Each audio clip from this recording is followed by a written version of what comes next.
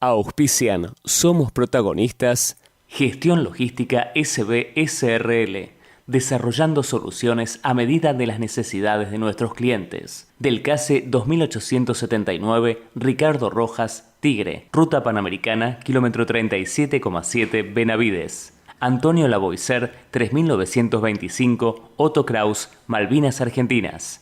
Teléfono 5431-5772. Email sandra.bas@gestionlogisticasb.com.ar, www.gestionlogisticasb.com.ar. ESA Logística, grado cero transporte de mercadería refrigerada y congelada. 2 empresas al servicio del cliente. Monteagudo 630, Capital Federal. Teléfono 4911-1642. www.esalogistica.com.ar, www.gradocero.com.ar. Unión Obreros y Empleados Plásticos, Avenida Pavón 4175, Capital Federal. Teléfono 5168-3239.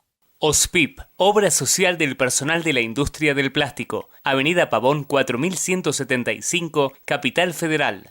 Línea gratuita de consultas las 24 horas, 0800-222-6774, www.ospip.org.ar.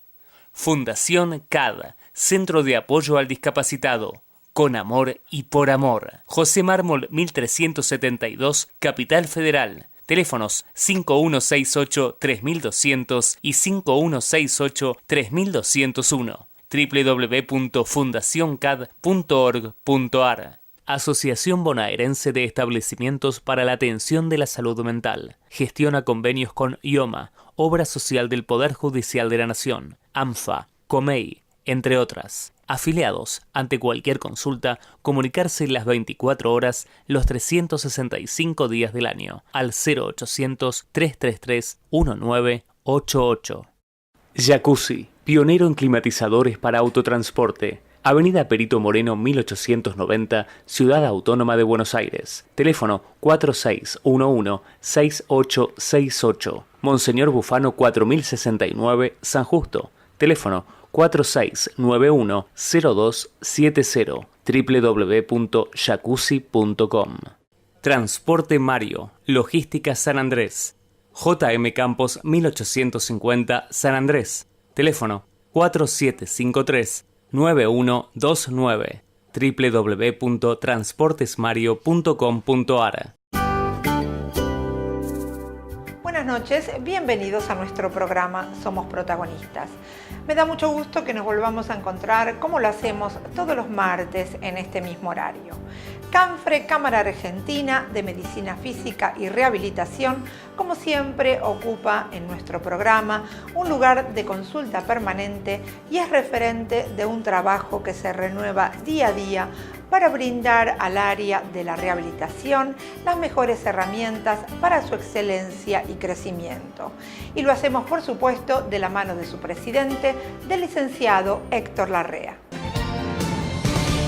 Volvemos a estar en CANFRE, Cámara Argentina del Centro de Medicina Física y Rehabilitación. Vamos a hablar con su presidente, el licenciado Héctor Larrea. Buenas noches, Héctor, ¿cómo estás? Buenas noches, ¿cómo andan ustedes? Gracias por venir nuevamente. Gracias por recibirnos nuevamente. Y vamos a hablar un poco de la actualidad de la Cámara. ¿Cómo está hoy la Cámara? Bueno, la Cámara, ya lo hemos mencionado anteriormente, es una entidad sin fines de lucro, por lo cual nuestra función es tratar de insertar los centros de rehabilitación dentro del mundo de la rehabilitación de la Argentina y proyectarlo a países inclusive latinoamericanos que nos consultan más o menos frecuentemente para ver cómo se instrumenta. Y defenderlo día a día, ¿no? Todos los días. O sea, si lo ponemos de esta manera, la Cámara tiene, porque uno cuando siente la palabra Cámara siente como que es una entidad comercial. Nosotros no tenemos, la actividad comercial la tiene cada centro, digamos, que presta servicios y cobra por ellos. La Cámara lo que hace es unificar políticas, buscar la proyección social de la Cámara de Rehabilitación con cada uno de sus centros, asesorar a los centros, asesorar a los centros de países limítrofes que nos consultan, y cosa que no estaba dentro de lo que es nuestro estatuto, digamos, asesoramos a pacientes también que nos consultan, dónde pueden concurrir o qué centro pueden encontrar en Córdoba, en Misiones o donde sea. O sea que a eso también lo hacemos, pero es una función más que nada social, ¿no? Vamos a hablar un poco de los tiempos de la rehabilitación. Bueno, los tiempos de rehabilitación creo que es un concepto que se está instalando, es el hecho de entender que la rehabilitación es un proceso, ¿sí? No es una simple, lo que se llama en medicina praxis, o sea, una acción de curar a alguien que empieza y termina en un día o en dos. Acá hablamos de procesos largos, muchas veces hablamos de 6 meses, 4 meses, 3 meses, dependerá de la patología, dependerá del paciente, y dependerá de la idoneidad que tengan los centros para brindar ese servicio. Pero es importante comprender esto, que es un proceso, ¿no? Entonces tenemos que acompañar ese proceso, que es el concepto más importante, es ese, ¿no? ¿Y cuál es la proyección que se tiene en el área sociofamiliar de la rehabilitación? Bueno, buena pregunta esa. El tema es el siguiente: si uno se pregunta cuál es la última finalidad de la rehabilitación, o sea, uno sabe cómo puede hacer para curar a alguien, pero ¿a dónde quiere llegar con la rehabilitación? Y creo que la palabra más importante que rehabilitación es resocialización.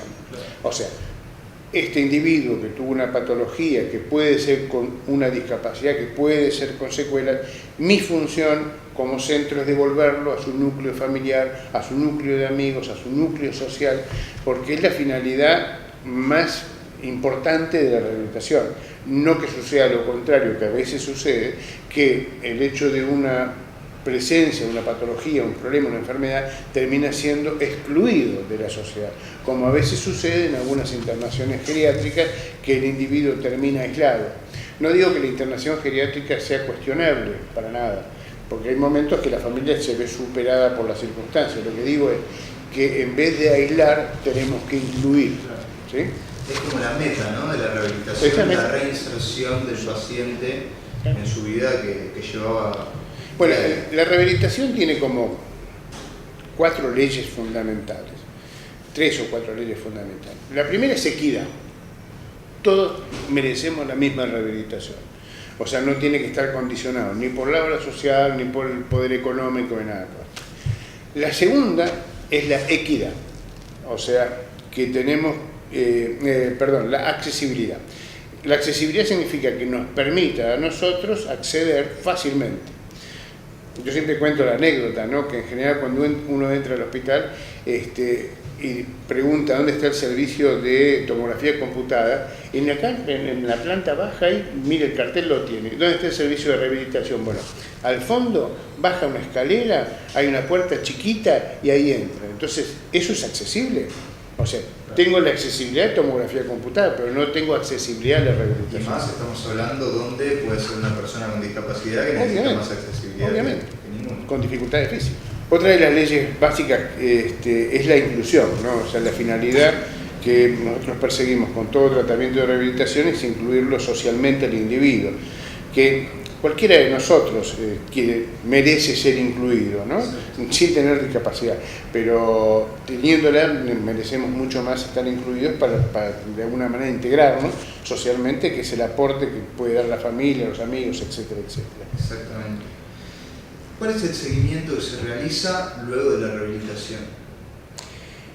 Es muy interesante. En nuestro país todavía no ha habido un buen desarrollo al respecto, aunque parezca mentira, la única obra social que ha establecido esto es PAME, justamente, que puso un módulo especial de seguimiento. ¿Por qué? Porque cuando hablamos de personas con discapacidad, nosotros podemos... cuando se hace una rehabilitación hay una inversión personal, hay una inversión económica, hay una inversión del individuo que padece la enfermedad. ¿Y qué sucede? Se cumple un periodo de tiempo, y lo he hecho yo como experiencia personal, de concurrir a domicilio de pacientes un año después, que hayan terminado la rehabilitación, que quedaron en buenas condiciones con una buena calidad de vida, y me di cuenta de que un porcentaje muy alto de esos pacientes un año después lo habían perdido. ¿Qué pasó? No se siguió a esos pacientes como corresponde para evitar que recaigan.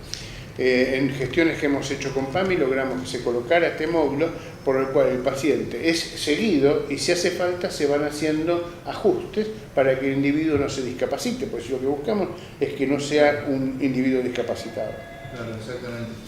¿Cuál puede ser el motivo de una recaída luego de una rehabilitación? Simplemente el abandono. El abandono. O sea, personas que... es comprensible que toda persona que tiene, hablemos en general, ¿no?, un proceso discapacitante tenga más dificultades que una persona que no lo tiene. Esas dificultades hacen que el individuo se vaya limitando. A veces hasta la misma familia, ¿no? En vez de permitir que el individuo se levante, camine, haga sus cosas, no, quédate que yo lo hago. Es importante también tener en cuenta que esto trasciende, inclusive se lo conoce como rehabilitación comunitaria en otros países. En relación a lo que me comentabas de la familia, donde se trabaja con la familia. O sea, que el equipo de rehabilitación trabaja con la familia para que la familia tenga conciencia de lo que se está haciendo, sepa cómo puede hacer parte de esto y después para que lo siga. Porque si no, el paciente, por comodidad, por dificultad, por lo que sea, queda raleado. Y lo vemos en un año después y tenemos un individuo discapacitado, que lo que no queríamos. Claro, aparte capaz que es un proceso donde se trabaja solo con el paciente, es como solitario. El hecho de incluir a la familia hace que el paciente se sienta más acompañado en todo el proceso mismo de la rehabilitación y en lo siguiente, en lo que sería el seguimiento que estamos hablando. Claro, teniendo en cuenta, o sea, vamos a verlo de esta manera. Nosotros tenemos varios programas de rehabilitación. Los programas de rehabilitación pueden ser de mínima a máxima. La mínima sería un paciente ambulatorio que concurre a un centro. Le puede seguir un paciente que es atendido con algún profesional en domicilio. Pero tenemos dos programas muy interesantes que son la internación domiciliaria de rehabilitación y la internación institucional de rehabilitación. En la institucional se interna durante un periodo de tiempo, generalmente 30, 40, 15, 20 días, lo que sea, donde se hace una rehabilitación muy intensiva. El nuevo programa, que también es muy interesante y que lo están adoptando una serie de obras sociales... Ha tomado mucho lugar, ¿no?, lo de la internación domiciliaria. A ver, ¿dónde uno se va a sentir más cómodo? Exacto. En la propia casa, con la familia, con los afectos, no en un sanatorio y aislado con un horario de visita. Entonces, esto es una especie de proyección de lo que es la rehabilitación comunitaria. Es un gran avance. Es un gran avance. ¿Cómo se relaciona la Cámara con lo que tiene que ver con discapacidad? Bueno, el tema de la discapacidad es todo un capítulo acá y en el mundo, no solamente es un problema de la Argentina, donde tenemos algunos valores porcentuales sobre la población total de discapacitados.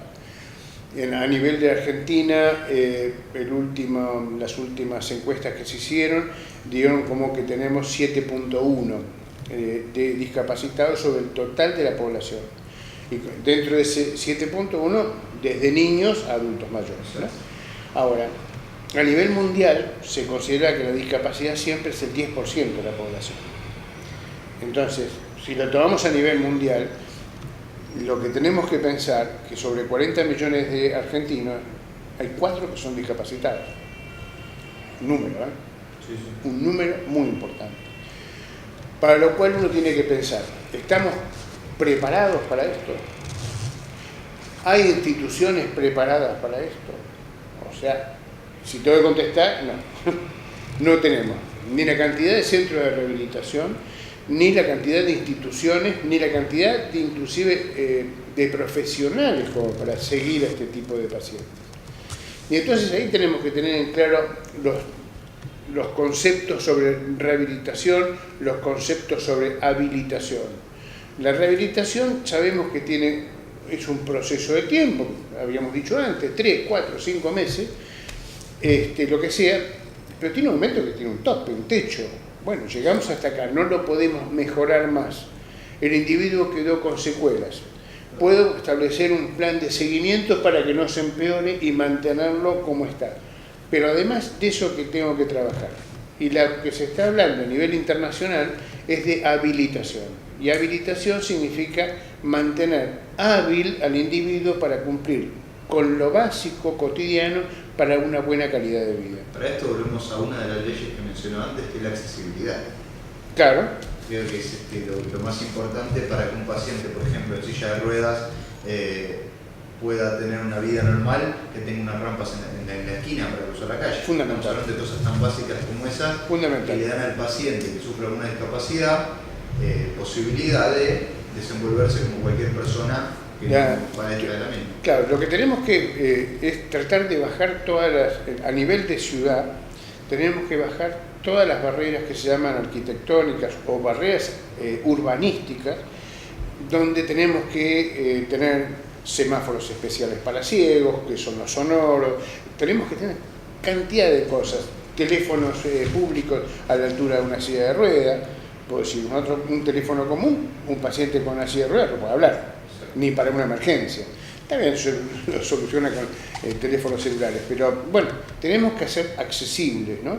Se habla tanto de ciudades amigables, sí, hay que hacer la ciudad amigable a la persona con discapacidad, a la de diferentes discapacidades. En los últimos años, ¿se ha trabajado en esta accesibilidad en la ciudad? ¿Qué ve usted? No, sí, se ha trabajado y creo que se han logrado cosas que, a ver, en la ley 22431 del año 1983 establecía que los colectivos tenían que tener rampas bajas y rampas para discapacitados. Fue reglamentada en el año 1983 y recién los colectivos aparecieron hace poco tiempo con las rampas. Y no hay la frecuencia que debería haber para, digamos, el traslado del discapacitado. Entonces, por lo tanto, a veces un discapacitado hasta que llega el colectivo que tiene las condiciones para llevarlo tiene que esperar media hora en una parada, ¿sí? Hasta que venga ese colectivo. Entonces creo que se ha logrado mucho, muchísimo. Falta muchísimo. O sea, no podemos hablar, hay otros países que lo han desarrollado mucho más que nosotros, y uno se pregunta por qué Inglaterra, Estados Unidos. Bueno, son países que han vivido muchas guerras. La guerra deja discapacitados y lo que hay que hacer es capacitarlos nuevamente. Entonces eso genera, como por ejemplo en Inglaterra, una ciudad que se llama Stoke Mandeville, que es una ciudad para discapacitados, con grandes hospitales para atención de discapacitados, con centros para atención de los familiares, todo, ¿sí? Pero para eso tuvieron que pasar 2 guerras mundiales y algunas más. Mientras que... Esperemos no tener que llegar a eso. No, esperemos que no. Esperemos que no, que nos podamos ir avanzando sobre lo firme que es, digamos, ser consciente de qué es lo que se puede hacer. Muy bien. Continuando un poco en lo que es el tema de la actualidad, ¿cuál es el estado de las obras sociales y prepagas? Muy interesante. El estado de las obras sociales y prepagas, bueno, yo siempre insisto con lo mismo, no somos formadores de precios. O sea, es al revés. La prepaga o la obra social nos llaman y nos dicen: quieren brindar este servicio, por este servicio nosotros pagamos tanto. Y es como todo, lo toma o lo deja, ¿no? Claro. Entonces, nosotros no somos formadores de precios, los que son sí formadores de precios son las grandes prepagas o las grandes obras sociales, que fijan un valor y después las otras se van acoplando. Y cuando hablamos de formadores de precios tenemos que hablar, qué sé yo, en el caso nacional PAMI, en el caso nacional o provincial IOMA, ¿sí? Y cuando hablamos de las prepagas grandes, que no voy a hacer nombres, pero son grandes prepagas que son las que capitalizan el mercado y que pueden decir, por este servicio yo pago tanto. Pero, a ver, no es un problema de la rehabilitación, es un problema de la salud. Toda la salud se maneja de esta manera. O sea, donde el sistema propone y uno lo toma o lo deja, ¿sí? Lo que a veces sucede en el caso de la rehabilitación, que eso condiciona la calidad de prestación, porque son todas inversiones en dólares, son todos equipos que vienen gran parte del extranjero y que una reparación es en dólares. Entonces, si esos valores no siguen a los valores de la inflación o el valor del dólar, uno se rompe un equipo y lo tiene que dejar hasta tanto uno vea cómo lo puede reparar. Ni hablar de lo que es el profesional, que si bien trabaja con vocación, es muy Sí, complicado.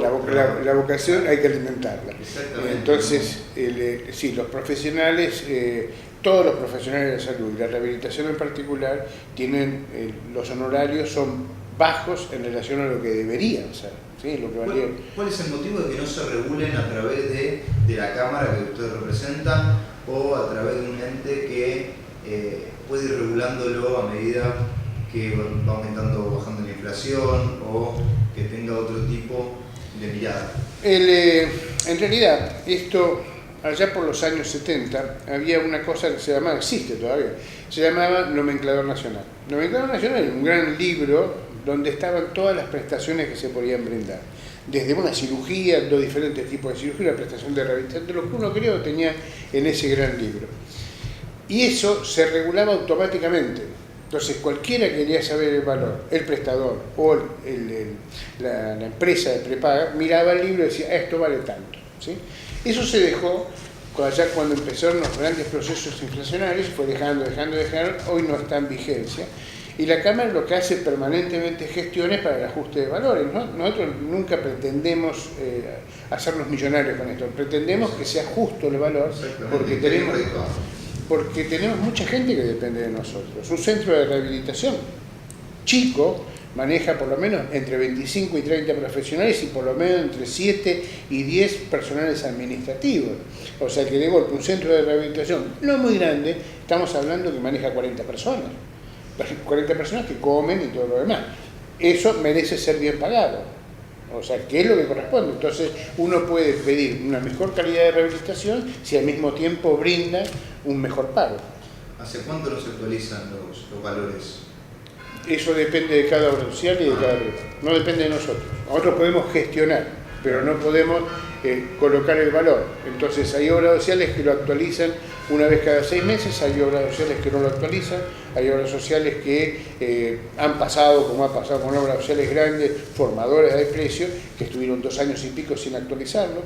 Entonces, y en esos 2 años y pico la vida continúa y los valores suben, y ahí es donde los centros quedan atrapados. Exacto. Suben los costos, pero no suben los ingresos. Exacto. Y aparte, los centros tampoco pueden decir no te presto el servicio porque tienen atrás 100 centros más que van a prestar. Sí, no es que haya tantos centros, porque centros de rehabilitación interdisciplinarios, con todas las leyes que marcan en el país, hay pocos de los que debería haber, ¿no?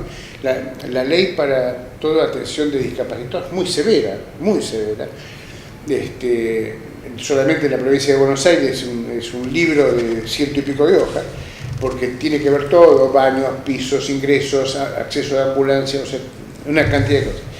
Entonces, es verdad que sí, eso tienta a uno, por un menor costo, dar un peor servicio. Claro. Y en rehabilitación, lamentablemente, vuelvo a insistir, no es una cirugía. Si el cirujano se equivoca, se nota, ¿sí?, que hubo una macana. Si el paciente se operó y se infectó, una macana de sanatorio, porque hubo un caso de sepsis. La rehabilitación, cuando lo vemos que está mal hecho, tenemos secuelas. Así que ya ahí tenemos que pagar las consecuencias. Exactamente. ¿Cómo está relacionada la Cámara con la docencia y rehabilitación? Bueno, la Cámara hace mucha docencia. Estamos muy vinculados, inclusive en lo que me toca en lo personal.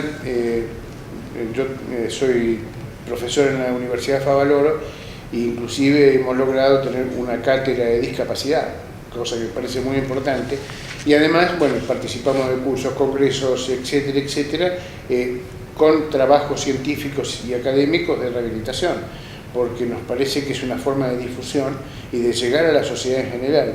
Y además hacemos, como este programa, uno trata de llegar a la comunidad, de explicarle a la comunidad qué es lo que se puede rehabilitar, cómo, de qué manera, cómo tienen que participar, y eso lo hacemos cotidianamente, ya sea por los medios de difusión, en forma personal, en centros de jubilados, o sea, participamos en cuanto lugar nos dejan, vamos y participamos. Licenciado Héctor Larrea, la verdad es un placer volver a estar aquí, escuchando las palabras de una persona totalmente autorizada, con una trayectoria que lucha por que sea justo dentro del sector y que trabaja día a día por una mejor rehabilitación para toda la comunidad. Cuando quieran, las cámaras están a su disposición. Nuevamente te agradezco que nos hayas recibido. Muchas gracias por venir, como siempre. Un gusto. Y hasta la próxima. Gracias. Buenas noches. CAMFRE, Cámara Argentina de Centros de Medicina Física y Rehabilitación.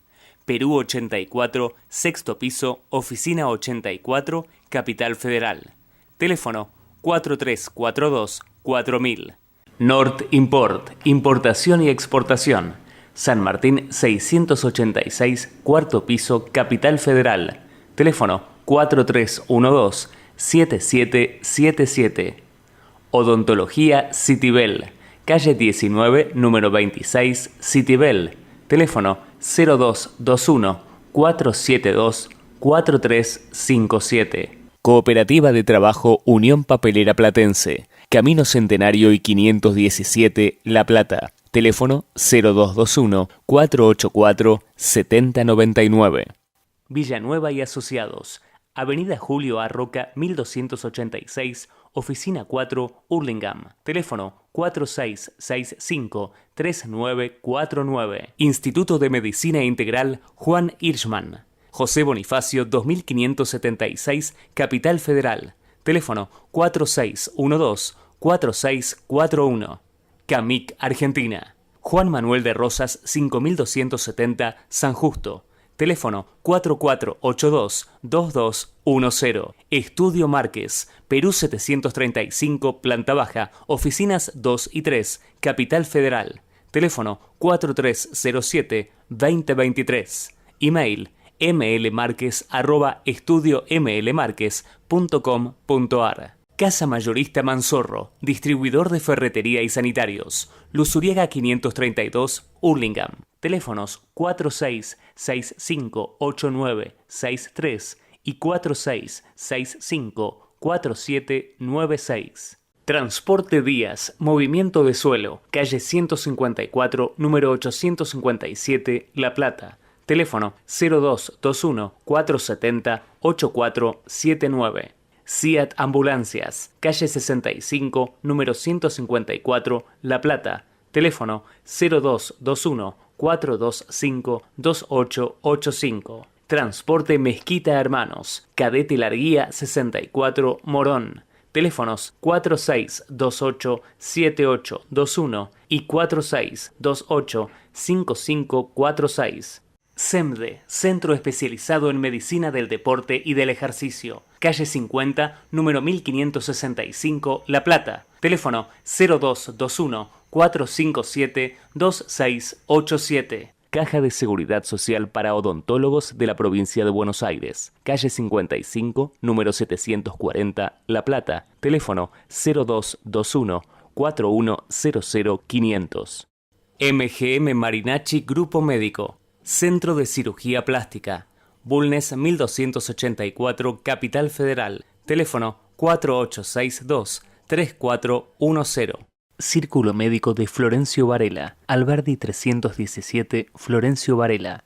Teléfono 4255-5755.